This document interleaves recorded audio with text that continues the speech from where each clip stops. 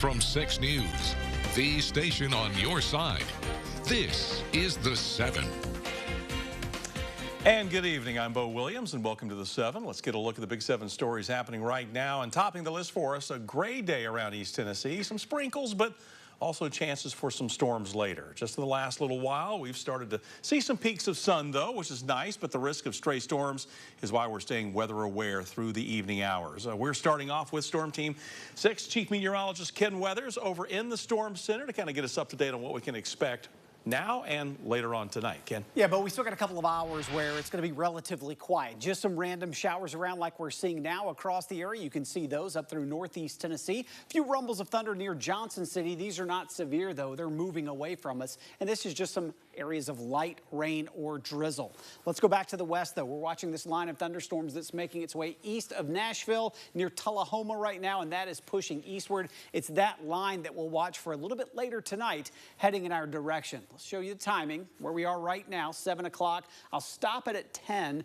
You can see that line approaching the plateau and then pushing east. It would be that line that could produce some gusty winds. Maybe some isolated wind damage in some spots, but the further and further east this goes, the weaker and weaker it gets. This is midnight, and then watch by the time we get to about 2 a.m., the majority of the storms have pushed east of the area, and we're noticeably quieter. So between 9 and 11 for our plateau counties, 10 to 12 down through the valley, and 11 to 1 areas to the east, and again, weakens as it pushes to the east. But I still don't want you to let your guard down. Just know there could be some isolated damaging wind gusts and some locally heavy rainfall. Once that line moves through, though, the rain chances quickly diminish overnight. We'll see a brief break tomorrow morning before more rain chances return in the afternoon. I'll talk about the timing of those in just a minute, Bo. All right, Ken, thank you. Well, 2 foster parents now know their fate in a child abuse case that stretched for nearly 4 years.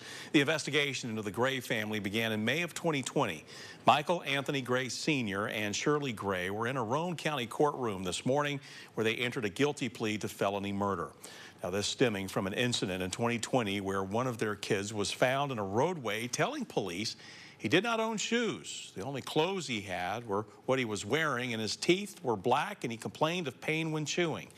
Deputies with the Roane County Sheriff's Office went to the home of the Grays where they were told by Michael Gray there was a child in the basement and admitted to one of their dead children being buried in the backyard. That girl was identified as Sophie Heather Gray. It was determined she died in 2017. Attorney General Sharm Allen and Russell Johnson were both in the courtroom today, appalled at the conditions these kids were subjected to, but happy with the direction they are heading now. I've seen a lot of child abuse cases, but this is one of the worst child abuse cases that I have ever seen. But in the end, I think today was a victory. Great to hear how these 2 kids are now coming up on adulthood from one of them, are thriving and doing well in spite of what they've been through, and it really adds perspective to what we do in our job. Both Michael Gray Sr. and Shirley Gray pleaded guilty to felony murder. They have both been sentenced to consecutive life sentences. Tragedy out of Greene County tonight. A 4-day-old baby is now dead from an apparent dog bite. This is according to a news release from the Greene County Sheriff's Office. The fatal encounter happening sometime yesterday. The child was taken to Greenville Community Hospital around 10:30, then flown to UT Medical Center where the baby died. Sheriff Wesley Holt says his department is investigating. The child's body has been taken to the Knoxville Regional Forensic Center. Of course, we'll follow up and let you know when more information is released. Well, a fire took over a West Knoxville Dollar General this afternoon, threatening a whole strip of other stores. When KFD went inside the building, we're told the back corner was ablaze and the fire had spread into a false roof area above, eventually burning through the roof and the back of the building. That's when 2 more fire trucks were called to the scene to help so crews could fight the fire from the inside as well as from above. They were kind of spread around, ended up burning through the roof on the back side of the building. At that point, the fire load was growing, so we called in a second alarm.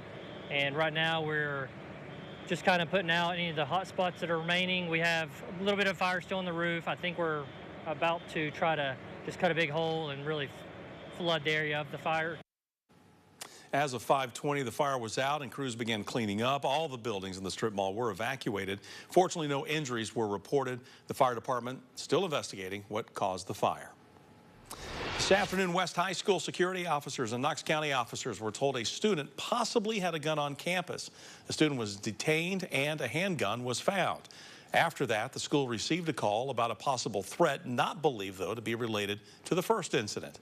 The school was put on a hard lockdown while that was investigated. However, there was nothing, we should say, that was found. The student found with a handgun is in custody, and police say they will be charged accordingly. The gun was found around 12:30 p.m. The lockdown was lifted at West High just after 2 o'clock. Knoxville police are looking into the called threat. Knox County Regional Forensic Center has now identified remains originally found in 2022. In September of that year, human remains were found in West Knoxville behind a home on Knott Avenue. That is near Sutherland. The items that you see on the screen helped identify the person as 34-year-old Tony Brown Jr. Now, an autopsy report showed no foul play in Brown's death, but no one identified the person either. Now, forensic genealogical research officials used a variety of techniques through ancestry registries. Now a total of 12 unidentified cases of human remains in Knox County are unsolved, and you can find more on these unsolved cases on our website, WAT.com, under the Lonely Bones tab. American Medical Response, or AMR, presented its report to the Knox County Commissioners for the first quarter, showing some improvements. In terms of staffing, AMR says pay increases were finalized and implemented in March. There's been a 31% increase in field staff since the contract was awarded late last year. The 911 response volume has increased along with deployed unit hours since last fall. AMR says next to be implemented is nurse navigation enhancements, a 911 dispatch transition, a customer hotline, and more.